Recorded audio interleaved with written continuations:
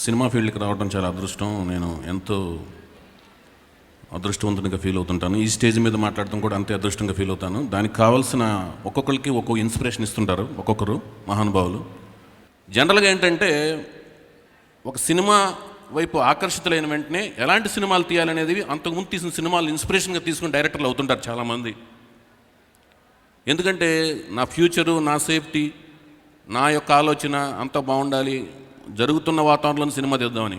కానీ ఈ పాయింట్ నుంచి ఫుల్ రివర్స్ పాయింట్, అంటే ఈస్ట్ నుంచి వెస్ట్ సైడ్కి టర్న్ తీసుకుని ఒక ట్రెండ్ సెట్టింగ్ ఫిలిం తీయటం అనే దానికి కావాల్సిన దమ్ము, ధైర్యం, హీరోయిజం రామ్ గోపాల్ వర్మ గారిలో ఉన్నాయి. సార్ రాము గారు, మీరు వచ్చిన తర్వాత ఆల్మోస్ట్ బాగా రేరండి ట్రెండ్ సెట్టర్ అనే పదం. లాస్ట్ ట్రెండ్ సెట్టర్ లాంటి దర్శకుడు మీరేనండి.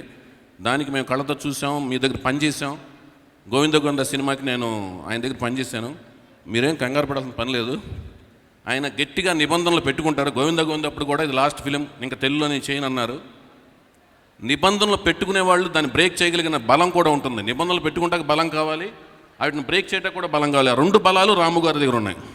సో రాము గారు డెఫినెట్గా వచ్చి మళ్ళీ అద్భుతమైన తెలుగు సినిమాలు తీస్తారు. మనం కంగారు పడాల్సిన పని లేదు. ఏ లాంగ్వేజ్లో తీసినా తెలుగులో డబ్ చేస్తే బ్రహ్మాండంగా చూస్తే ఆడియన్స్ కూడా ఉన్నారు. అదేం పర్లేదు మనకి.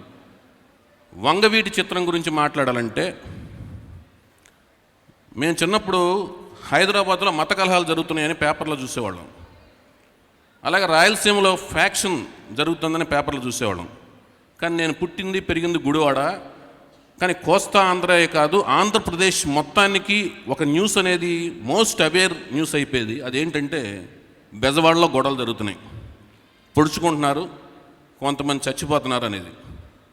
ఆ గొడవలు జరుగుతున్న టైంలో వింటాకే మాకే ఒక రకమైన భయాందోళనలు, లేకపోతే ఒక రకమైన ఇది ఒక ఉద్వేగంలాగా ఉన్న టైంలో ఆ గొడవల మధ్యన ఉంటూ దాన్ని కథాంశంగా ఎన్నుకుని రాము గారు తీయటం అనేది ఒక పెద్ద విషయం. పైగా ఇలాంటి సినిమాలు తీయటం అనేది ఆయనకి వెన్నతో పెట్టిన విద్య.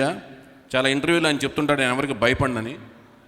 ఎందుకు భయపడరంటే కథలో ఏ పరిస్థితుల వలన ఆ క్యారెక్టర్లు అలా బిహేవ్ చేసి ఎవరిని ఎందుకు చంపుకుంటున్నారనేది క్లియర్గా క్యాలిక్యులేటెడ్గాను ఆ కథలో పరిస్థితులు హీరోలు అయినాయి, పరిస్థితులు విలన్స్ అయినాయి అని చెప్పడం అనేది రాము గారికి ఉన్న ఒక లక్షణం. అట్ ది సేమ్ టైం ఆ గ్యాంగ్స్టర్స్లో ఉన్న మిస్అండర్స్టాండింగ్స్ వాటిని బేస్ చేసుకుని అద్భుతంగా తీస్తారు. అలాంటి సినిమాలు చాలా చూసాం. ఇందులో కూడా ఏం సందేహించాలని పని లేదు. వంగవీటి వర్గం, లేకపోతే రాధా గారు, రంగా గారు ఫ్యాన్స్ కానీ, లేకపోతే నెహ్రూ గారు, గాంధీ గారు, మురళి గారు ఫ్యాన్స్ కానీ, లేకపోతే శిరీష్ రాజు గారి ఫ్యాన్స్ కానీ ఎవరూ ఏమి ఆందోళన చెందాల్సిన పని లేదు.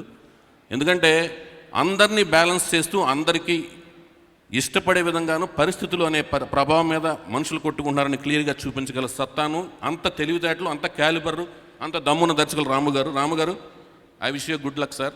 ఎక్సలెంట్గా పెద్ద హిట్ అవ్వాలని మనస్ఫూర్తిగా సినిమా మేము కోరుకుంటున్నాం. Thank you so much sir.